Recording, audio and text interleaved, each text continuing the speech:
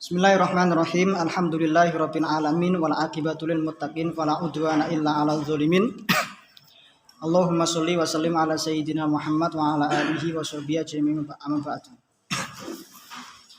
Qala al-musannifu rahimahullahu ta'ala wa nafa'ana bihi wa bi ulumihi fid dharain amin. Bismillahirrahmanirrahim wa yan'aqidu Rabbi fa'na bima 'allamtana wa 'allimna ma yanfa'una wa dzakirna ma nasina warzuqna ma yanfa'una. Rabbi shrah li sadri wa yassir li amri wahlul 'uqdatam min lisani yafqahu qawli. Bismillahirrahmanirrahim wa yan'aqidu lan dadi sah apa nikah bi isyarati akhrasa kelawan gawe isyarah wong bisu kanggo wong bisu mufimatin kang mahamaken apa isyarah. Jadi sekian banyak kita kemarin membahas tentang ribetnya akad nikah. Harus pakai sighah ingkah tazwij, kemudian terjemah itu juga ada kriterianya. Lah terus ya apa? Datang satu makhluk yang sangat unik diciptakan oleh Allah, yaitu dia tidak bisa bicara. Ya apa nikahe wong sing bisu no. Akhirnya pakai ini. Ya harus dengan isyarah, tapi isyarahnya yang mufhimah. Sehingga yang mengakadkan nanti juga harus yang ahli isyarah. Sing dek pojok TV ora lho biasane. Ya kan? Kalau ini berita di pojok TV, besar dewe. Ya Allah. Tapi gini cah, ada di daerah saya itu ada orang yang bisu. Orang yang bisu, kemudian minta dari keluarga laki-laki ya. Dia laki-laki memang sudah umurnya 30 tahun, memang kepingin nikah, tapi dengan syarat dia kepingin nikah dengan orang bisu juga. Sing perempuan juga bisu juga. Akhirnya ketemu dengan wanita yang bisu, punya anak tapi dilalah anaknya tidak bisu, anaknya malah sehat normal.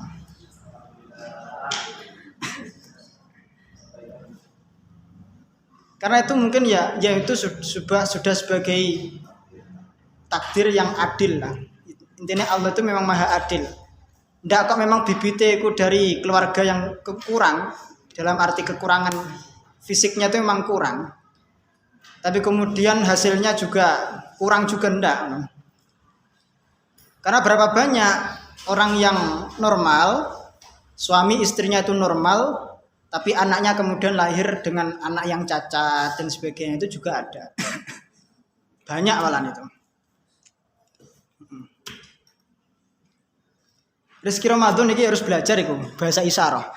Nanti lek jadi naib nanti. Jadi kepala KUA menikahkan pas itu orang bisu.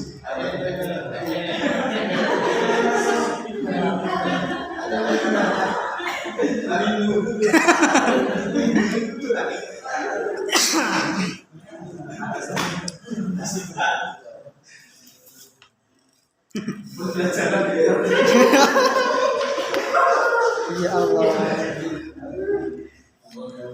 Wakilalan diucapaken apa layan akidu. Layan akidu ora dadi sah apa an nikahun nikah illa bisighati, kejaba kelawan sighat al arabiyati kang bangsa Arab. Harus menggunakan bahasa Arab. Ini call ini cukup kuat, tapi dianggap til oleh Syekh Zainuddin. Padahal kalau jenengan cek di beberapa kitab itu kuat. Call ini call kuat. Ketika ada orang awam yang dia tidak bisa bahasa Arab, fa'alaihi yasbiru, sabar. Wong kong keblet rabi kon sabar kon belajar sean. Qabil tu nikah, muni qabil tu nikah wa tazwija ya kayak kemarin orang awam. Qabil tu nikah wajaj wijaha.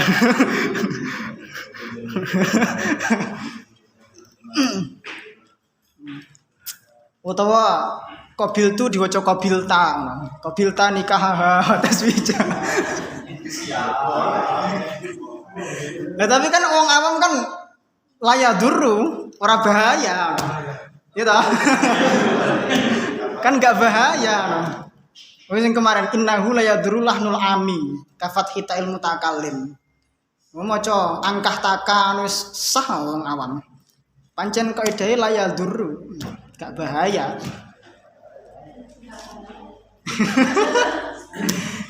Iki aku iso ngene sing marai azka iki. Layadurru, nek aku maknani layadurru merono, ndak bahaya.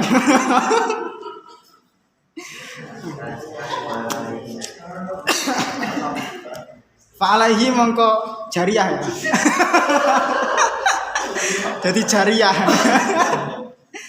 Fa'alaihi mongko melarati ing ngatasé wong, bebani ing ngatasé wong. Jadi itu ya ala itu biasanya ada faedah yaitu kadang wujub atau taklif, bebani. Tergantung syakul kalam. Tergantung syakul kalamnya. Fa'alaihi mongko bebani atau melarati ing atase man yasbiru kudu sabar sapa man indal ajzi ing dalem nalikane ora mampu, ing dalem nalikane apes tegese ora mampu.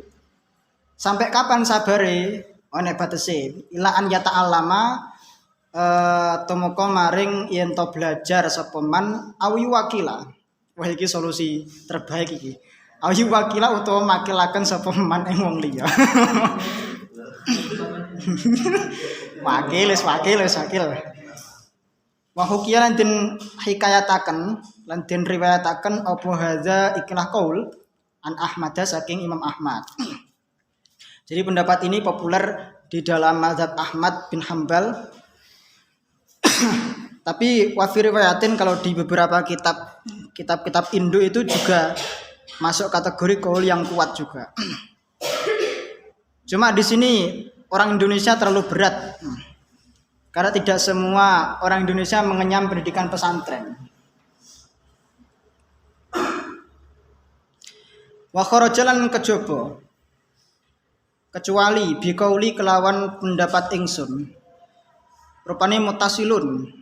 Lafat mutasil kejaba apa malafat idza takhallala kang tetep ing dalem nalikane nyelan-nyelani. Kang tetep ing dalem nalikane nyelan-nyelani apa lafzun lafat ajnabiyun kang asing atau lafat liya. Anil akdi saking akad. Kenapa demikian? Kalau di taklif 142 itu ya, li isyarihi bil i'rab. Karena memang ada indikasi bahwasanya ada pemalingan. Tapi ada terjadi seperti itu. Tidak tahu di rumah sampean, tapi saya pernah melihat gugup karena gugup ya, grogi. Misalnya, tapi azka itu ijab sudah grogi. Misalnya sing menengan itu kayak misalnya azkan nih. Rohman misalnya. Rohman lek guyon ya guyon cekikian ngono kae. Tapi lek kadung serius dia agak gagap. Akhirnya diakati sama kiainya sendiri. Kiai Hamzawi misalnya. Wah. Diakati karo Kiai Hamzawi. Karena yang ngakati Kiai Hamzawi kemudian seakan-akan itu menjadi beban. Karena apa? Yang ngakati Kiai Hamzawi. Kalau aku ndek iso jawab terus piye? Akhirnya dia hafal nih terus. Qabil tu nikah wa tazwija. Digawe wiritan bar salat. Qabil tu nikah wa tazwija. Qabil tu. Puter tasbih ngono. Ora maca subhanallah qabil tu. Nah, tapi ndilelah kersane pangeran. Ketika wis kadung salaman, dek pikiran kosong. Ya Hamzawi wis muni halan. Dene plong-plongan. Lek ndak ditarik tangane ngono. Apa jenenge ndak sadar. Jadi dia dalam keadaan yang sedang tidak sadar. Itu seperti itu sudah masuk i'rad itu karena dia tidak fokus dengan ijab qabulnya. Berarti konsentrasinya beralih. Makanya Rizky nanti ketika jadi naib itu tarik aja tangannya atau dirempet. Angkah tuka wajawaj tuka maktubataka sopo fulanah binta fulan mauliyat abiha alladzi qad wakalani abuha bihadzal mahri halan. Mari ngono jawab ora kok bintu. Aduh. Iku ya kemusane ngono.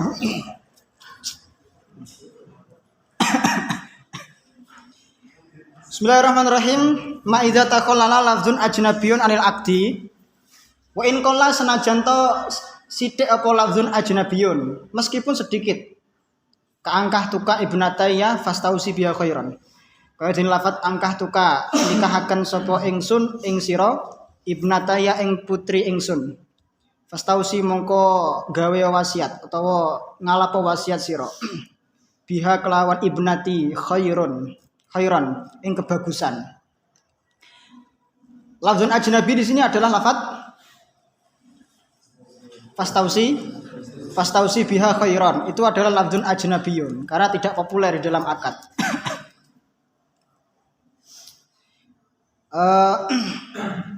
Sehingga apa kata I'anah di sini ketika menafsiri redaksi fastausi biha khairan wal muallif aysyarih wafaqa al-allama ar-ramli fil qauli bid-darar bil lafzil madhkur.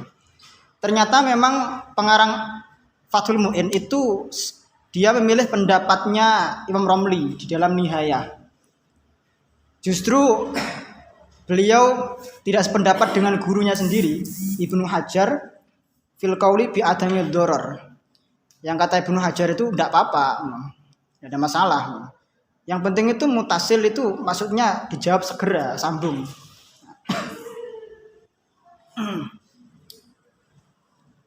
Lah itu. Walayadur. Aslinya qabulun mutasil itu juga tidak ada dalilnya. Tidak ada dalilnya mutasil itu. Dalilnya kok ngendi? Ya tidak ada dalilnya. Karena untuk mencapai ridho, karena syahwat itu kan hakikatnya kan untuk menggapai keriduan masing-masing dari orang yang berakad.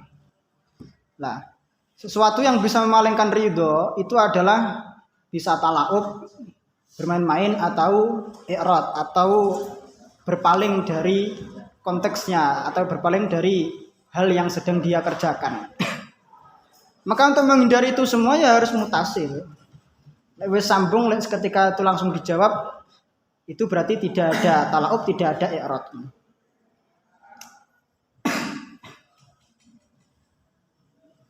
Jadi ini ijtihad Imam Syafi'i sendiri. Wala yadurulan orang bahaya nih, orang bahaya ini. Apa takhallulu khutbatin? Apa takhallulu khutbatin nyela-nyelani khutbah khafifatin kang ringan apa khutbah minazauji saking bojo lanang.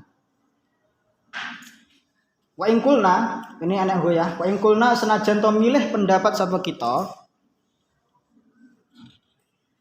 bi adam istihbabiha kelawan ora onone kesunatan khutbah khafifah. Nah, ini juga keberpihakan daripada musannif ya. Wa ingkul nabi adam istihbabiha itu hakikatnya rujuk kepada yang kemarin masalah di awal itu tentang apa namanya bab khitbah. Gambarannya maksudnya ketika sudah halan kemudian ada ini dijawab alhamdulillah wassalatu wassalamu ala rasulillah wa ala alihi wasallam usikum wa nafsi taqwallah. Karena kabil tu nikah. Iku kesuwen. Itu tidak sunnah.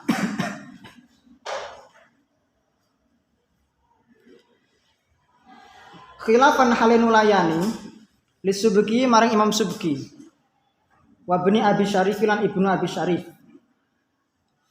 Haitsu qala bi dararit takhallul li annahu lafzun ajnabiyyun min al-aqdi. Pokoknya lafaz yang tidak ada kaitannya dengan akad nikah itu harus dihilangkan. Berarti tidak bisa dimodif ya. Gak bisa dimodif. Nanti dimodifnya itu di dalam khutbah nikah atau muqaddimah sebelum acara akad nikah itu dimodif tidak apa-apa. Wala fakul. Ai wala yaduru lan ora mbayani apa lafat fakul. Qabil tu nikah. Fakul mongko ngucap sira zauj qabil tu nikah ing qabil tu nikah.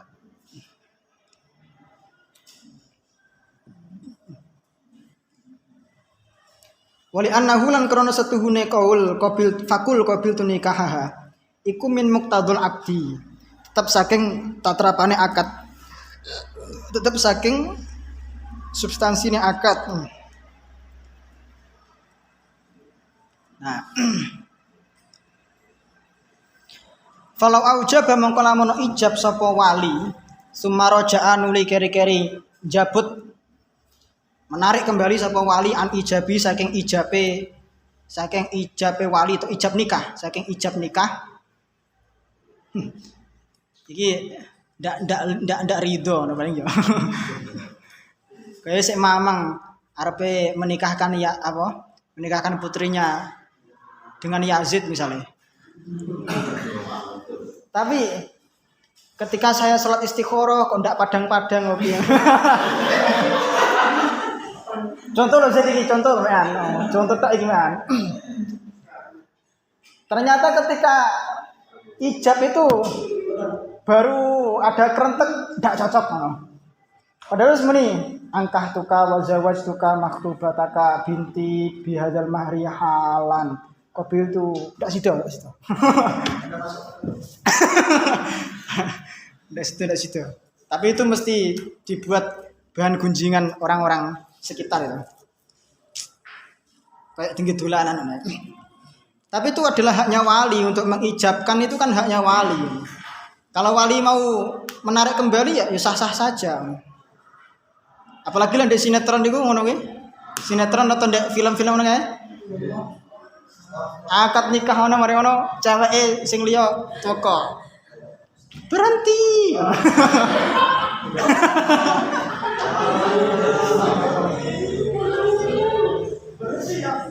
Pernikahan ini tidak sah. Yesus. Sopo iki.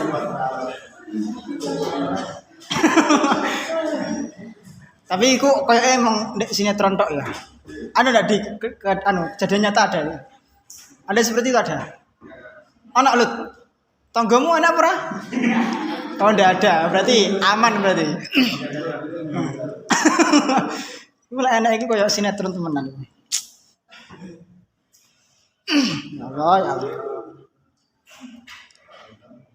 Aurajaat utawa jabel atau nyabut sapa al-azinatu wong wadon kang ngizini fi idniha ing dalem izine azinah. Qoblal qabuli ing dalem sadurunge qabul nikah. Atau misalnya wanita itu adalah sayyib. Sayyib itu harus mendapat izin. Ya kan? Sayyib itu harus mendapat izin daripada dia sendiri. Kalau ternyata tidak mendapat izin atau sudah memberikan izin terus kemudian dicabut kembali, yaitu sah-sah saja. Boleh-boleh saja. Yang penting qoblal qabul. Au junat utawa edan sapa azinah sapa wong wadon. Iki piye tasawure ya. Moro-moro pihak mempelai iku gendeng ngono. Iya. Gila moro-moro zawalul akli ngono, Mas. Awir tadat utawa murtad sapa mar'ah. Iki tasawure ya piye ngono kan. Mas Udi misalnya, Mas Udi wis mantep no. Nikah dengan yang namanya siapa?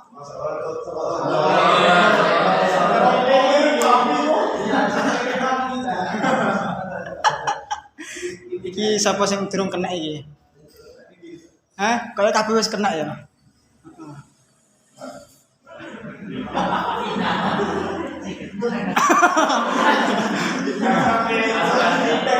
Vina Zen, itu Vina sing burine ngono. Mas Udi. Ojo Vina lah iki contohnya contoh elek. Vina kan apik. Misalnya kayak anu lah. Mas Udi nikah karo Mas Uda. Mas Uda ini adalah artis, artis papan atas. Artis papan atas, dia sering mendapatkan piala citra, piala apalah sebagainya deh. Ngono-ngono kae sebagai aktor, aktris ternama dan sebagainya. Ternyata riwayatnya itu adalah Mas Uda itu adalah bekas daripada pacar-pacarnya yang non muslim. Misalnya Michael, terus apa nih? Robert.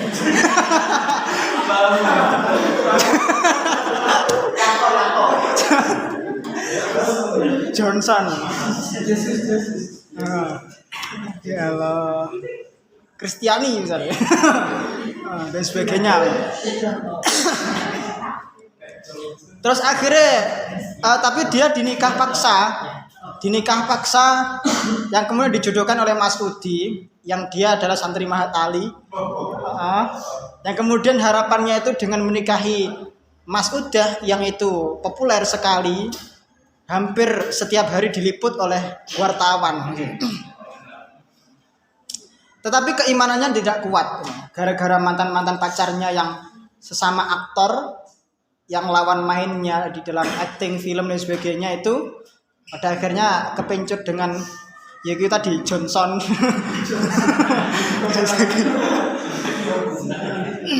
Ternyata diminta nikah dengan santri tulen alim Kiai Mas Udi. Akhirnya apa? Ndak mantep karo Kiai Mas Udi, mari ngono murtad. Pas akad nikah iku murtad. Allah. Terus ya wa imtana'a mengko kacegah apa al-qabulu kabul, maka tertolak kabulnya. Ya sing wedok murtad. Mana ya mana? Far'un. Utawi kiku masalah, cabang masalah. Lau qala lamun ngucap sapa al-wali ngucape zawaj tukaha. Nikahaken sapa ingsun ing sira ing ikilah mar'ah bimahri kaza kelawan mahar sakmene. Fakolan nudin jawab sapa azauju sing lanang bojo lanang iki qabil tu nikah. Qabil tu nampa sapa ingsun nikah ing nikahi mar'ah. Walam yakul tapi orang ngucap sapa zauj ala hadza sodaqi. Orang ngucap ala hadza sodaq atau ala hadzal mahri atau bi hadzal mahri bil mahril madzkur lek cara saiki. Ale qabil tu nikah hatok. Soha mengko sah apa an nikahun nikahe tapi bimahril misli kelawan bayar mahar misil. Wah. Terus ya apa? Di 148 itu apa maksudnya mahar misil? Itu nanti ada pembahasannya. Wa alam anal mahra kismani. Mahar itu ada dua, ada mahar musamma, ada mahar misil. Mahar musamma itu mahar yang disebutkan ketika akad. Kalau mahar misil itu yang tidak disebutkan ketika akad atau dengan sebab yang lain.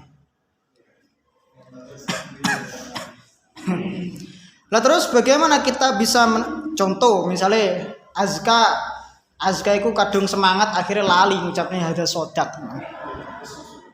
Sebagai qabil tu nikaha wa tazwijaha halan. Lali ndak ngucapnya bil mahril madzkur.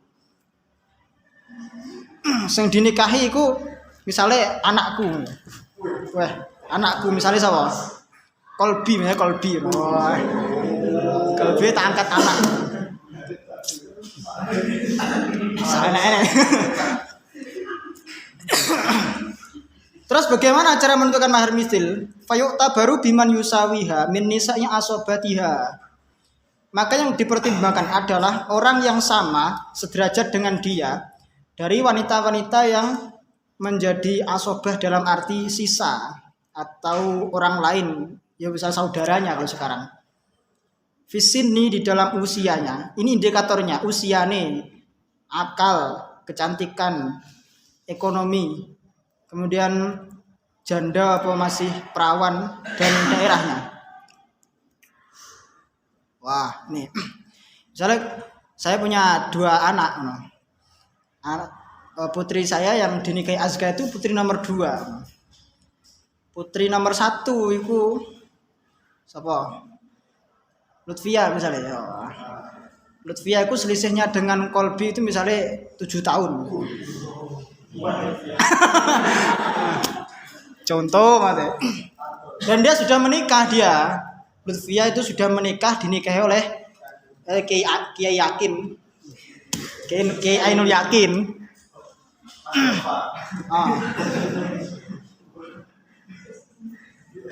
Mahar pira mahar Ainul Yakin?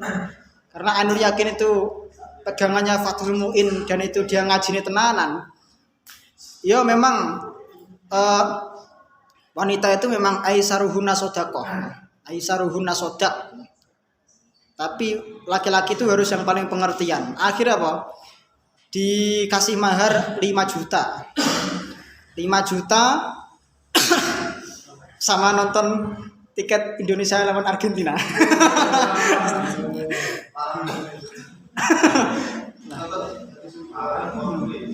Lah Kolbi ku apa?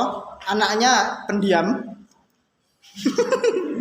Pendiam itu tenan apa enggak? Tenan apa enggak? Nggih. Pendiam lek kambek bapake iku ndak patek njaluk ngono. Akhire wis meneng ae. Selama samunya itu masih ada ya yaitu no. Lek disangoni misalnya 1 bulan dikasih sangu 200.000 cukup.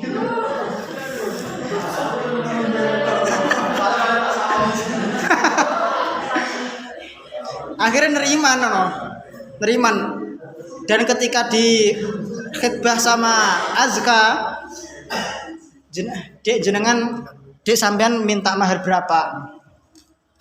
Kedik mawon. Pun 1 juta mawon pun cekap. 1 juta plus perangkat ala sholat, guys.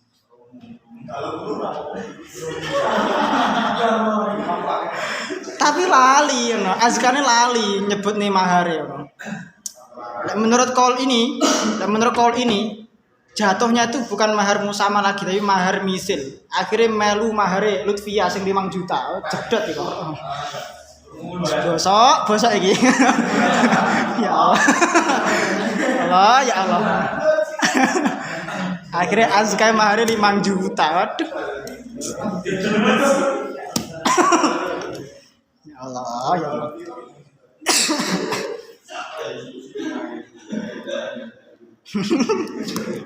Tapi khilafan. Iki nek kaul alternatif ya. Khilafan halain nulayani lil Barizi maring Imam Barizi. Sing sekalipun itu tidak ada ala hadza sodak tapi dalam ijabnya itu sudah disebutkan mahar, tetap mahar musamma.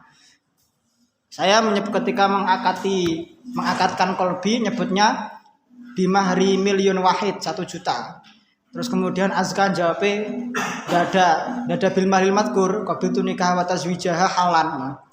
Lek cara melu dawe Imam Barizi iku tetep mahar 1 juta. Tapi delok catatannya 149 wa huwa dhaif. Aduh ndak sidon. Wes.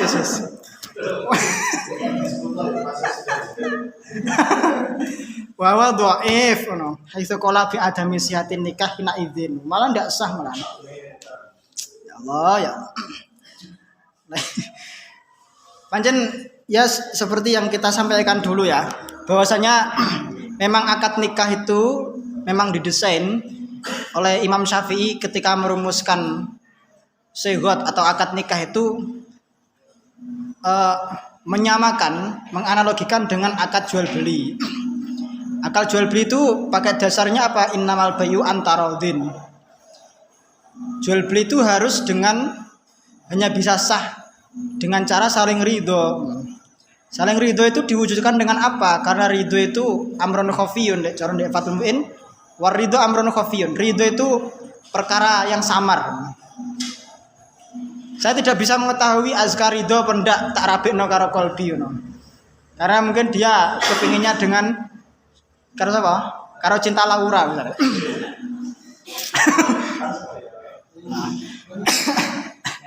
Nah, misalnya ya no. Karena saya tidak tahu isi hatinya Azka dan fikih tidak bisa menghukumi itu, maka ridho itu harus ditampilkan. Maka madzinatu ridho itu apa? Ya sehat itu. Tetapi karena yang jadi pertukaran atau makkot alihnya itu adalah hilul istimta atau ibdo atau farjinya perempuan. Maka pakai kaidah al aslu fil ibdo at-tahrim. Hukum asal di dalam farji perempuan adalah haram. Tersegel. Tidak boleh ada yang melewati segel atau merobek segelnya. Nah karena al aslu fil abdu at-tahrim al aslu fil abdu at-tahrim, maka kata Imam Syafi'i, akad nikah berarti harus, karena ini haram, berarti harus prinsipnya harus benar-benar ihtiyat. Asyadu ihtiyaton. Karena harus berdasar pada ihtiyat, maka bagaimana? Maka di dalam akad itu ada akad sorih, akad kinayah. Akad kinayah dibuang, harus akad sorih. Oleh karena akad sorih itulah yang dijadikan pedoman dalam akad nikah, maka begitu banyak ibarah atau redaksi di dalam Fathul Mu'in atau kitab-kitab yang lain membahas tentang akad nikah itu harus begini-begini. Ketentuannya itu ketat. Ketentuannya harus begitu, ketat sekali. Ya maka seperti itu. Artinya kita itu sebelum menikah, jenengan-jenengan sebelum menikah nanti harus benar-benar punya modal di dalam bab nikah. Wajib. Bagi saya itu ilmu nikah harus dikuasai sebelum menikah dan itu sifatnya wajib. Sifatnya wajib. Yang kemudian begini. Statement orang bahwasanya lo itu kan bisa dipelajari sambil jalan. Kamu kok sok-sokan ngajari nikah padahal kamu belum nikah. Iku akeh sing takon aku. Ngenteng nih ya iki. Mengajarkan itu tidak harus melakukan dulu. Dalam arti melihat orang melakukan itu adalah sebuah pengamatan. Kita bisa belajar dari kerugian orang atau jatuhnya orang, biar kita tidak jatuh dengan lubang yang serupa. Aja lubang lah, jurang yang serupa. Ya. Jadi kalau untuk membicarakan masalah cerai, apakah kita harus cerai dulu? Ya jangan. Lihat aja orang-orang yang sudah cerai itu. Itu sebagai ibrah pelajaran. Yang kemudian kita bisa menarik kesimpulan. Yang pada hakikatnya ilmu itu tidak harus berasal dari diri kita sendiri, tapi beranjak daripada orang lain. Apakah orang lain jatuhnya geblak seperti itu karena kepleset ada kulit pisang kemudian ada orang terjatuh? Apa kamu untuk bisa mendapatkan kesimpulan bahwa kepleset itu sakit, kamu harus jatuh juga? Kan yo ndak biar rasanya piye? Yo ndak enak loro Oh ya wes, berarti saya tidak mau kepleset karena rasanya sakit. Kamu tanya nikah dengan orang yang cerai, salah server pasti akan dikatakan nikah itu ya apa rasane? Nikah itu gambaran neraka Karena yang kamu tanya adalah orang yang cerai, orang yang gagal hidupnya. Ya harusnya yang ditanya adalah orang yang sukses nikahnya. Nikah itu enak.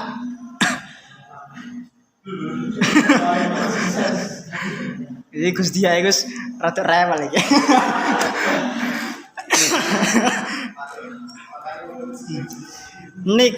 Nikah itu enak. Selain itu enak banget no jarene. Selain itu enak banget. No. Ya Allah ya Allah. Jadi selesai ya. Tapi tidak saya tulis penutupnya ini. Ya tulis sendiri lah. Tamat kitabatu hadhil waraqat bi aunillahi taala. Alladzi alqahu atau allati alqaha fi fasl sama ini fasl piro sih? Fil mustawar rabi unai. Fil mustawar rabi. Nas'alullah taala al manfaata ala ilman nafi'a wa apa nih? Wa amalan solihah wa zaujan solihah. Jadi zaud itu hakikatnya maknanya hanya pasangan, tidak menunjuk kepada laki-laki atau perempuan. Ya hanya karena ada masalah waris itu aja wis. Masalah waris, masalah bab nikah, akhirnya ada zaud, ada zaujah. Enak tak marbuta ya.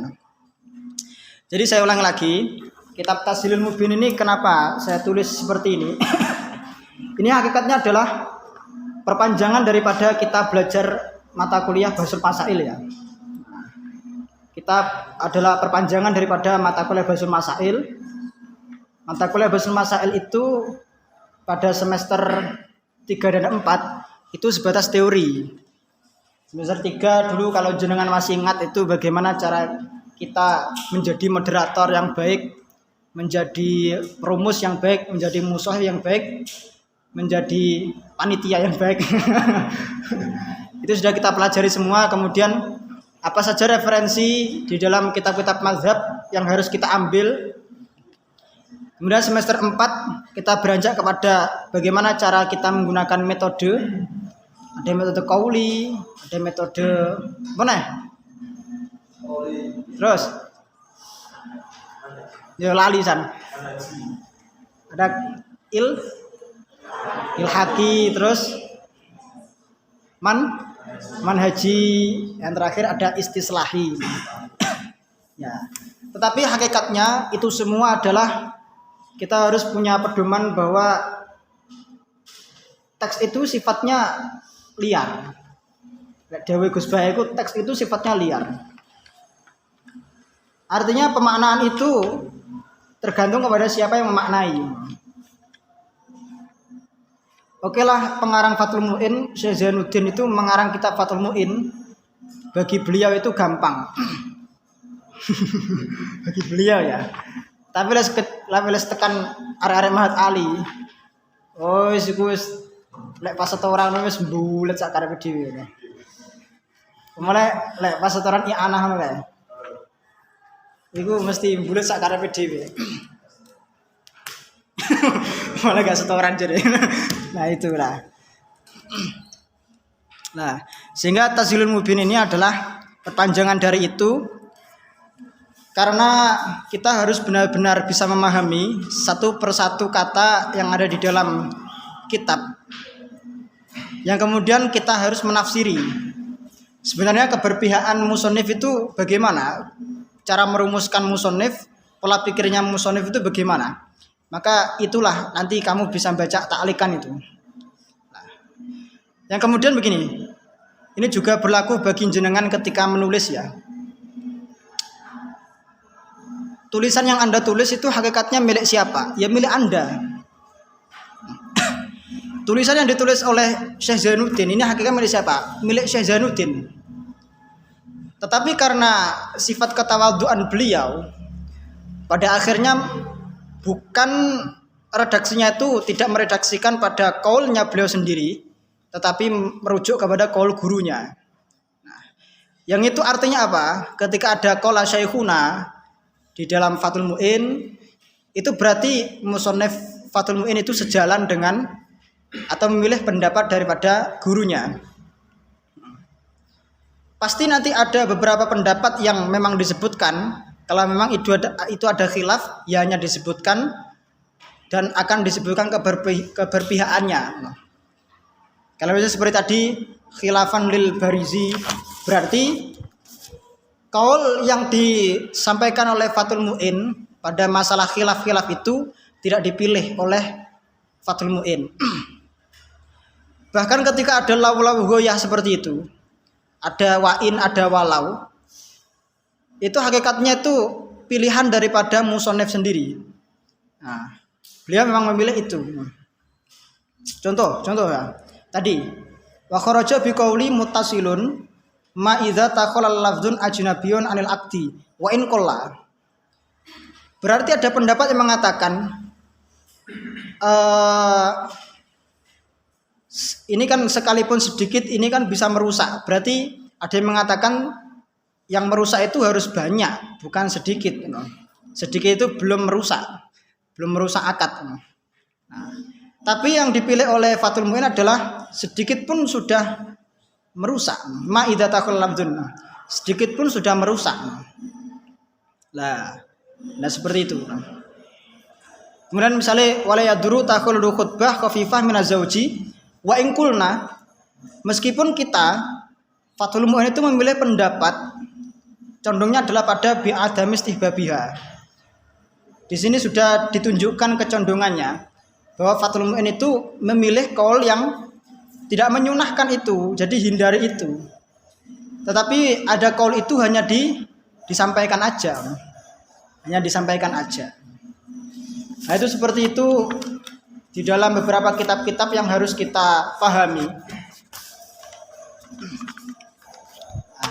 Paling sing sampean eling-eling di kitab iki paling kriteria memilih pasangan ya.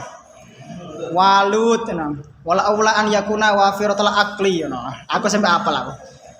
Pancen akale genep ora minha. Ora sebagian. Ora bintu masih ngono.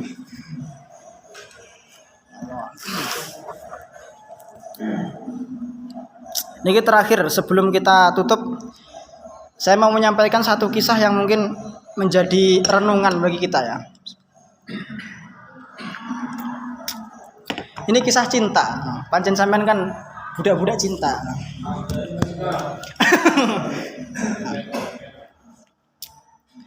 Ketika jenengan itu mendekati seorang pasangan ya. Endi, Mam?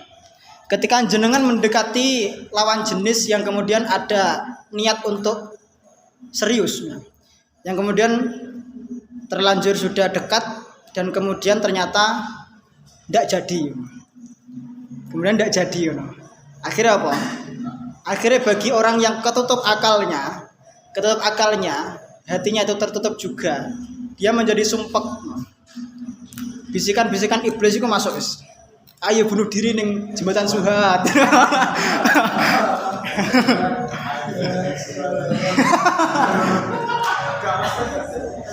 Akhirnya apa? Dan ini realita, ini nyata. Banyak seperti itu. Akhirnya apa? Diputuskan dengan pacarnya, kemudian dia update status. Nah, ini biasanya kan apa cara-cara sekarang itu kan untuk mengungkapkan rasa kesal atau rasa curhatannya karena tidak ada teman, status lah, status, kata-katanya itu distatuskan. Tuhanku, ternyata bidadari surga yang engkau janjikan itu telah hilang, telah sirna. Pupuslah harapanku, pupuslah harapanku, seakan-akan hidupku tidak lama lagi. Ojo ngono lho ya. Iku langsung enek malaikat Israel teko. Mari ngono bales ngono. Sherlock lokasi. Sherlock lokasi, mari ngono Israel teko. Oh iya. Cabut yo. Mati tenang, mati ngenes iku. Lara ngono dibisi iblis. Jembatan Suhat. Wahana favorit Akhirnya dikei bocoran malaikat Israel, iki saya kasih, aku dua anak buah sudah standby di jembatan Suhat, jemput aja no. Diparani wes langsung mati sakal, mati ngenes iku. Jadi jangan karena cinta kemudian kita itu tertutup hati kita. Seakan-akan tidak ada wanita atau pria yang lain aja. Ya, saya kasih sebuah kisah, mungkin 10 menit ya. Salah satu kisah tentang putrinya Rasulullah, yaitu Sayyidah Zainab, yang menikah dengan Abul As bin Rabi. Ini kisah cintanya ini sangat-sangat kuat. Bahkan itu kalau zaman sekarang itu kisah cinta beda agama.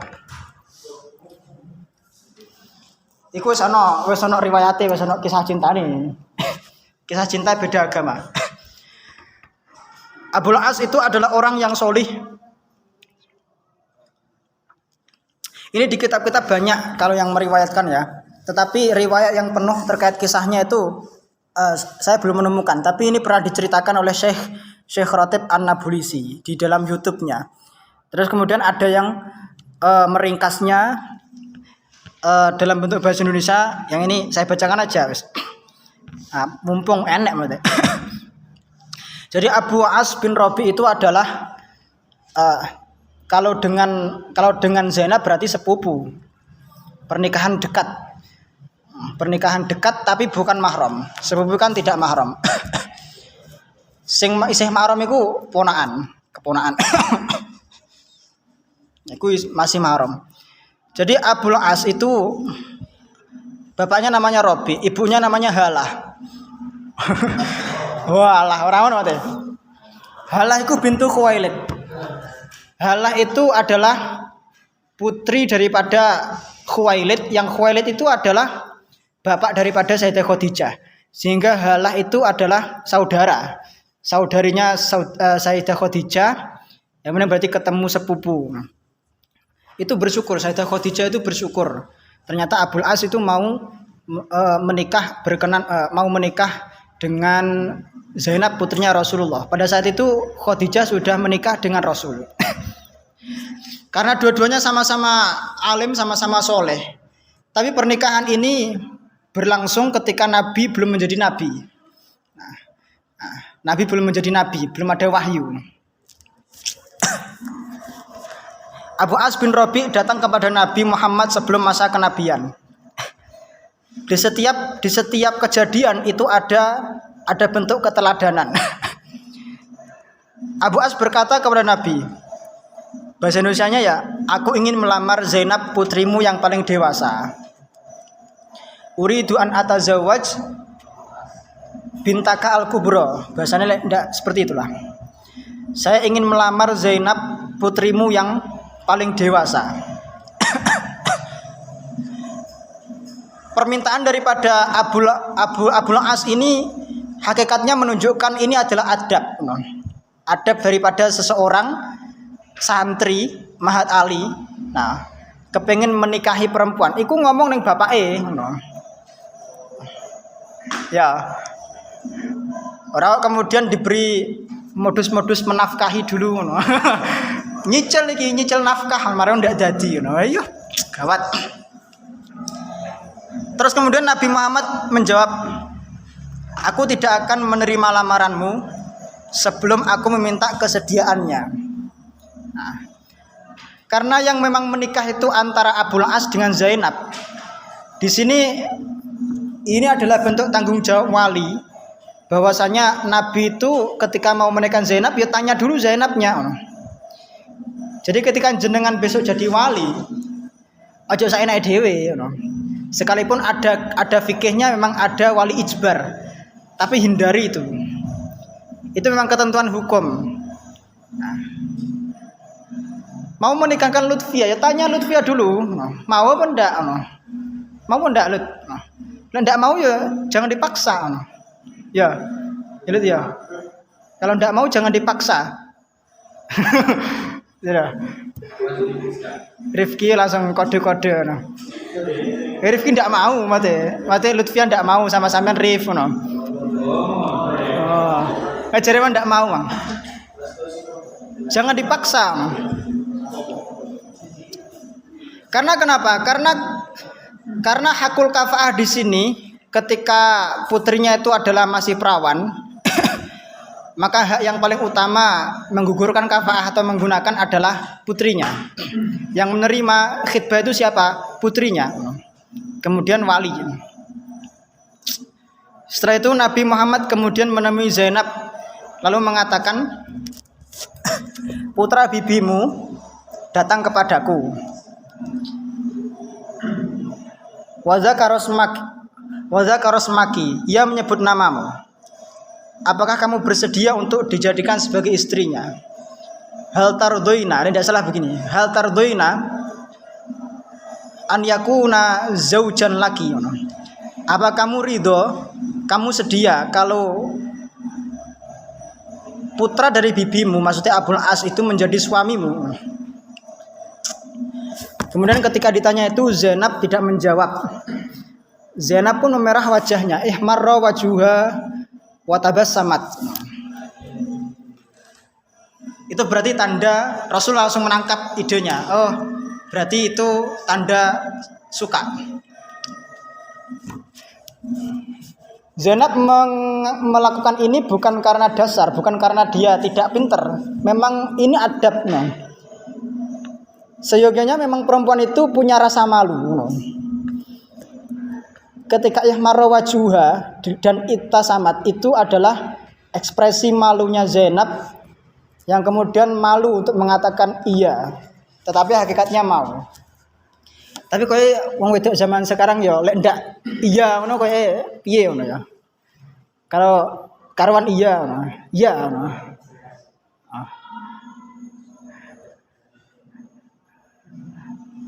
Kalau ada orang menikahi lulu misalnya, ada laki-laki mau melamar lulu, no. Terus kemudian lulu ihmarra wajuha, no. Ihmarra wajuha wa tabassamat, no.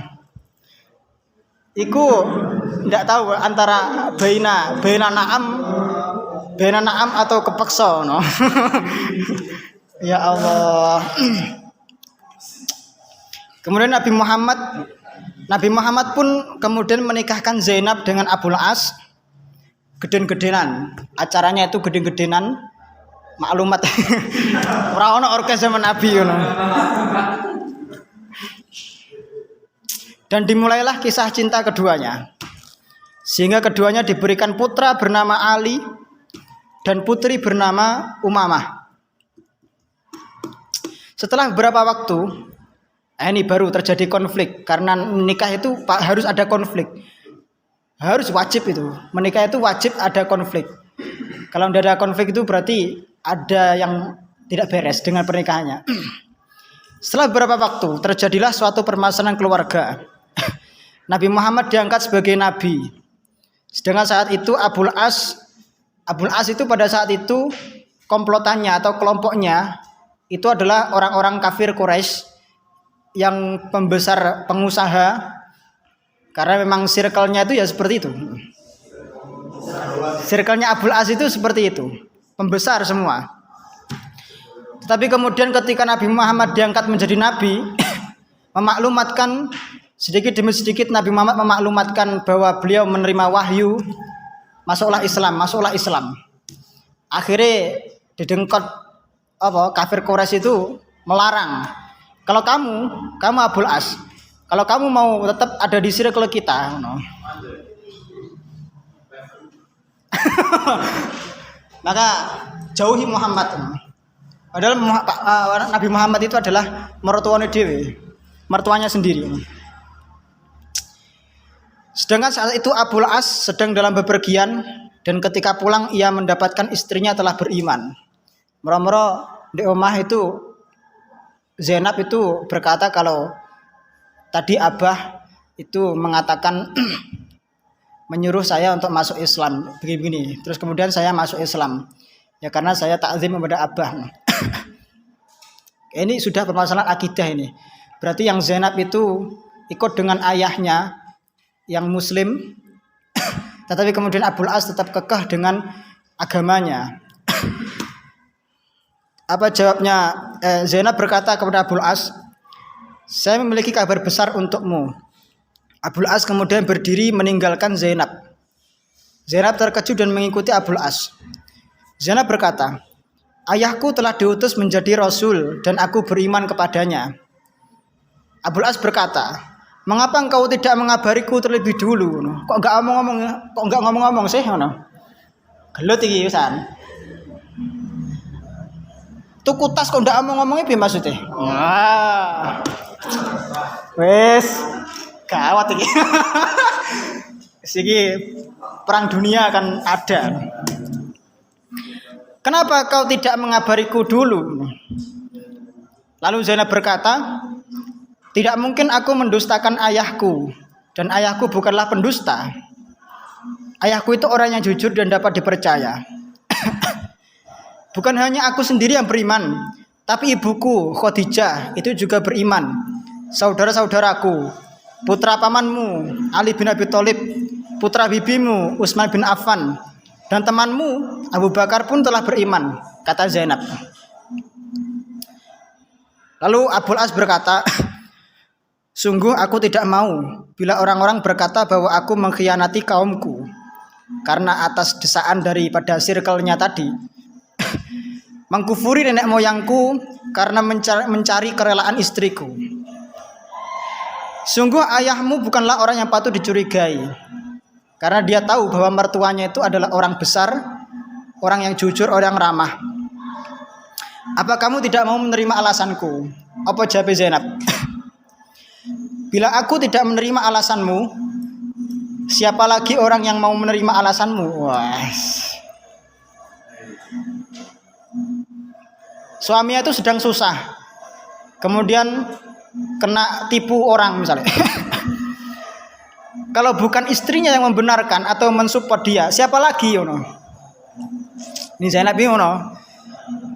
Aku adalah istrimu, aku akan berusaha menolongmu untuk jalan yang benar dengan semua kemampuanku. Ini dua orang sudah saling cinta, tetapi itu tadi. Dua orang ini sudah saling memahami, tapi terbentang karena keimanan, karena akidah. Dan ucapan Zainab ini dibuktikan dengan kesabarannya menanti selama 20 tahun. Terus kemudian Abul As masih terus dalam kekufurannya, dan saat menjelang hijrah ke Madinah, Zainab berkata kepada Nabi, wahai Rasulullah, apa engkau mengizinkan diriku untuk tetap bersama suamiku di Mekah? Karena ya satu iman, satu mukmin, satu kafir. Ini bentuk pernyataan Zainab itu adalah bentuk cinta yang dalam seorang istri kepada suami. Tanpa menyakiti perasaan orang tua, dia matur sik ndek abahe. Gimana Abul As itu memang seperti itu, tidak mau menerima ajaran engkau. Tapi mosok aku iku istrine. Masa aku harus meninggalkan suamiku? Rasulullah memberikan izin kepada Zainab untuk tinggal bersama sang suami di Mekah sampai pada saat kejadian perang Badar. Abul As pun berperang di barisan orang-orang kafir Quraisy. Suaminya berperang melawan ayahnya. Wah. Ini Abul As ini tarung dengan maratuwane dhewe Rasulullah. Kemudian Zainab berkata, ya Allah, saya khawatir kalau anakku menjadi yatim, aku pun khawatir kehilangan ayahku. Pasti nanti antara Abul As dengan Rasulullah bertemu di perang saling membunuh. Pasti ada salah satu yang meninggal. Wah, ini seorang istri pasti ada, seorang perempuan itu pasti ada kegelisahan, kebimbangan, keraguan di sini.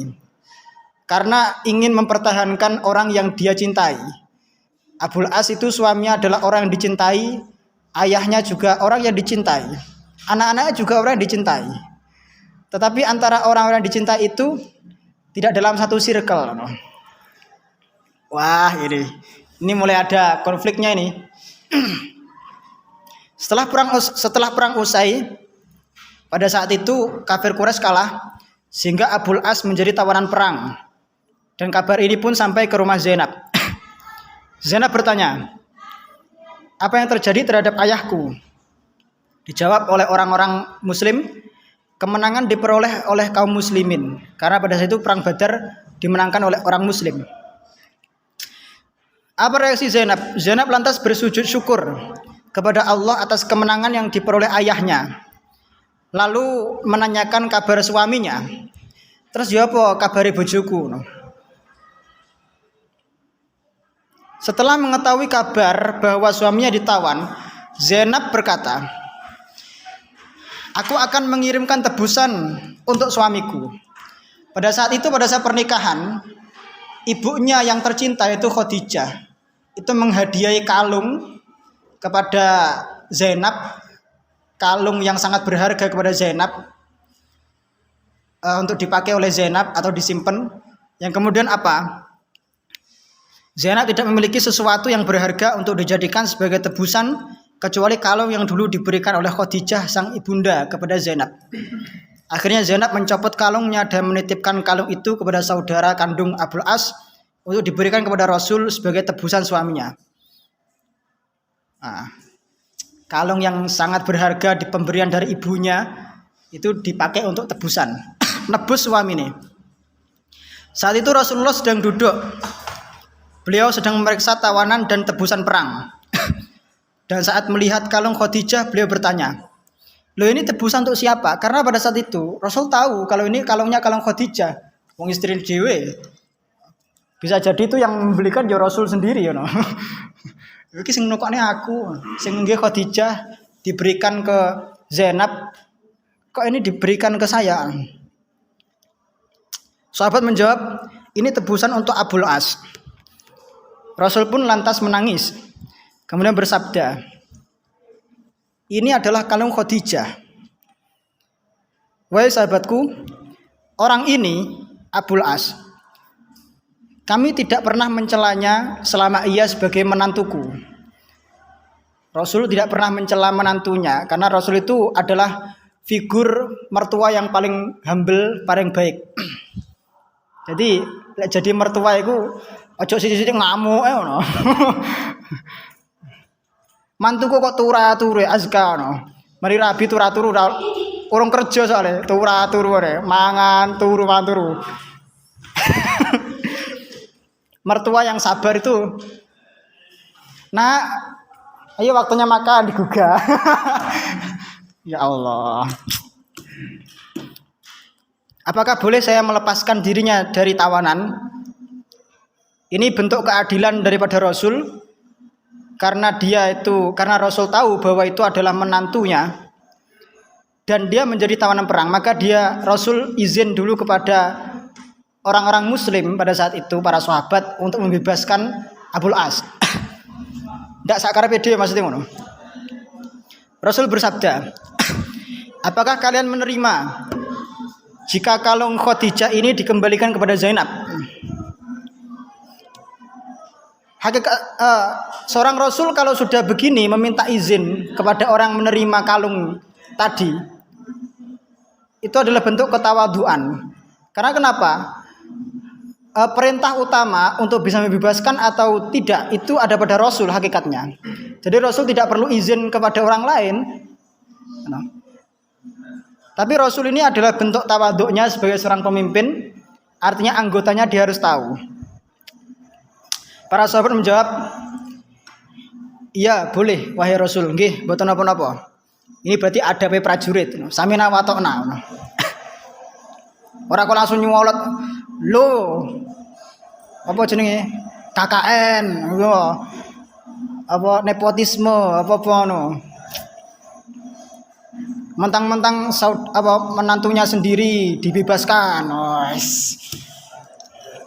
Mentang-mentang keluarga sendiri nyalon DPR, misalnya mana? Contoh deh.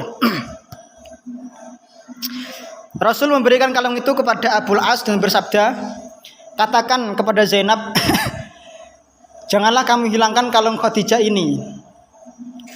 Ini adalah kepercayaan mertua kepada menantunya, walaupun memang sang menantu adalah masih dalam keadaan kafir ya.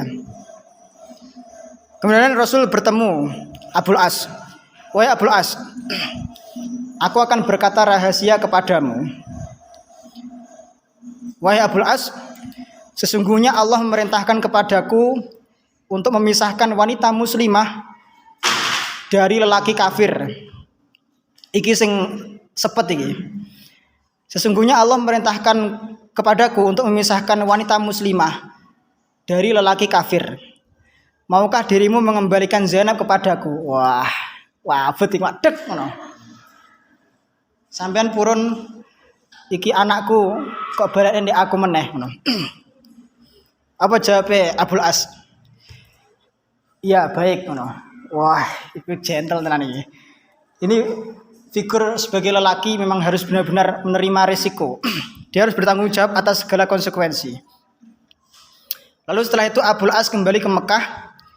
Di Mekah Zainab telah menunggunya di pintu kota Mekah. Setelah melihat istrinya, Abul As berkata, wahai Zainab, aku akan pergi. Wah, ini mulai bersedih. Pergi kemana? Kata Zainab. Bukan aku yang akan pergi, tapi kamulah yang akan pergi dan kembali kepada ayahmu. Ini adalah bentuk penepatan janji bahwa tadi sudah dijanjikan oleh Rasul. Karena apa? Ayahmu memisahkan aku dengan dirimu. Pulanglah kepada ayahmu. Backsone gue ya. Apa engkau mau menemaniku dan masuk Islam? Jawabannya Abul As tetap tidak. Zainab kemudian pergi ke Madinah dengan membawa putra-putrinya untuk kembali kepada ayahnya, kepada Rasul. Itu adalah bentuk ketaatan kepada suami dan pemenuhan janji daripada suaminya. Ini figur istri solehah banget ini. Setelah beberapa tahun berlalu, Abul As pergi berdagang ke Syam bersama kafilahnya. Saat melewati sekitar Madinah, rombongan dagang itu dihadang oleh para sahabat. Ia kemudian dibawa oleh para sahabat ke Madinah. Sesampainya di Madinah, Abul As meminta izin kepada sahabat untuk menemui Zainab. Ia datang ke rumah Zainab saat menjelang fajar dan mengetuk pintu rumah Zainab. Ini berarti gentle, keberanian seorang laki-laki untuk kepengen menyambung lagi silaturahminya. Jadi orang kok WA ditekani langsung. Setelah Zainab melihat Abul As, Zainab berkata, apakah engkau, harapan Zainab itu kepengen Abul As itu masuk Islam. Jadi pertanyaannya mesti iku, apakah engkau datang sebagai orang Islam? Ini harapan seorang istri yang paling besar. Aku datang sebagai orang yang melarikan diri. Kata Zainab, maukah kamu masuk Islam? Ini usaha kepengen membujuk suaminya. Abul As tetap kokoh berkata, no, tidak. Zainab berkata, janganlah takut, selamat datang sepupuku. Wah, dia menganggap bukan sebagai figur seorang ayah atau seorang suami, tetapi menganggap sebagai seorang sepupu yang dia harus memuliakan kerabatnya. Dimang bilang, selamat datang sepupuku, selamat datang ayah anak-anakku. Sesaat setelah Rasul selesai sholat subuh, tiba-tiba dari pojok masjid terdengar suara berkata, aku melindungi Abul As. Lalu Rasul bersabda kepada para sahabat, apakah kalian mendengar apa yang aku dengar? Para sahabat menjawab, iya wahai Rasulullah. Terus Zainab berkata, wahai Rasulullah, Abul As walaupun jauh, ia adalah sepupuku. Walaupun dekat, ia adalah ayah dari anak-anakku. Dan ia berada dalam lindunganku. Terus kemudian Rasul diam sejenak, kemudian berkata, Abul As, tidaklah kami mencelanya saat ia sebagai menantuku. Ia telah berkata dan membuktikan kejujuran perkataannya. Ia telah berjanji kepadaku dan menepati janjinya kepadaku. Ini anggapan Rasul bahwa Abul As itu memang menantu yang paling baik. Bila kalian menerima permintaanku untuk mengembalikan hartanya kepadanya dan membiarkannya pulang ke negaranya, dan ini aku harapkan, tetapi bila kalian tidak mau menerima permintaanku, aku tidak akan mencela kalian karena ini hak kalian. Ini nego. Para sahabat menjawab, kami kembalikan hartanya kepadanya, wahai Rasulullah. Lalu Rasul kemudian berjalan ke rumah Zainab bersabda, aku lindungi orang yang engkau lindungi, wahai Zainab. Kemudian muliakan Abul As karena ia adalah sepupumu dan ayah dari anak-anakmu. Tetapi tetap syariatnya tetap ada, tetapi ia tidak boleh mendekatimu karena ia tidak halal untukmu. Wah, berat ini ya, berat. Ini bentuk belas kasih tanpa melanggar syariat. Ngesakne iku tetap oke, tapi tidak boleh melanggar syariat. Jawab Zainab, nggih. Zainab kemudian berkata kepada Abul As, apakah perpisahan kita terasa berat untukmu? Apakah engkau mau masuk Islam dan tinggal bersama di sini? Ini bentuk cintanya dia dan harapan besar. Abul As menjawab, no, tidak. Kemudian Abul As mengambil harta dagangannya dan kembali ke Mekah. Sampainya di Mekah, Abul As berkata, wahai penduduk Mekah, ini adalah uang milik kalian. Karena tadi sudah baru dirampas, Abul As karena dia adalah orang yang amanah, dikembalikan lagi. Masihkah ada sisa tanggungan yang dibebankan kepadaku? Dijawab sama penduduk Mekah, semoga engkau dibalas dengan baik dan engkau sudah memenuhi tanggunganmu dengan baik. Abul As kemudian langsung seketika itu langsung syahadat, asyhadu alla ilaha illallah wa asyhadu anna Muhammadar Rasulullah. Setelah itu Abul As datang ke Madinah. Lalu sampai di Madinah menjelang pagi hari, menghadap kepada Rasul dan berkata, wahai Rasul, kemarin engkau melindungi aku, dan sekarang aku datang dengan mengucapkan asyhadu alla ilaha illallah wa asyhadu anna Muhammadar Rasulullah. Wahai Rasul, bolehkah saya kembali lagi kepada Zainab? Sepanjang ini cinta yang dalam ini. Rasul kemudian membawa Abul As ke rumah Zainab. Setelah mengetuk pintu, Rasul bersabda, wahai Zainab, sepupumu datang kepadaku dan meminta izin kepadaku untuk kembali kepadamu. Apa engkau menerimanya? Zainab tersipu malu dan tersenyum menerima kembali sosok Abul As yang kembali kepada menjadi suaminya. Nah, setelah kejadian ini setahun kemudian Zainab meninggal dunia. Wah, ini cobaan berat ini. Setelah itu harapan besar Zainab selama 20 tahun itu ternyata terrealisasi. Ternyata Zainab meninggal duluan. Abul As menangis sedih karena tinggal wafat Zainab. Rasul pun membelai Abul As dan menenangkannya. Kata Abul As, wahai Rasul, sekarang aku tidak mampu bertahan hidup tanpa didampingi oleh Zainab. Wah.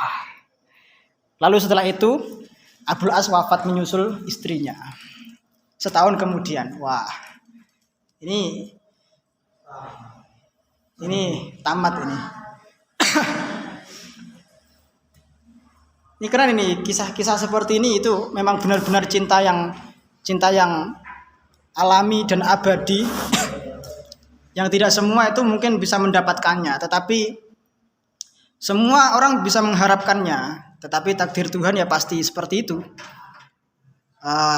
Kita akan mengharap yang baik untuk bertemu yang baik, yang kemudian dan yang kita minta juga skenario Tuhan kepada kita. Besok ketika menikah dan seterusnya itu diberikan skenario yang paling terbaik. Wallahu a'lam bishawab.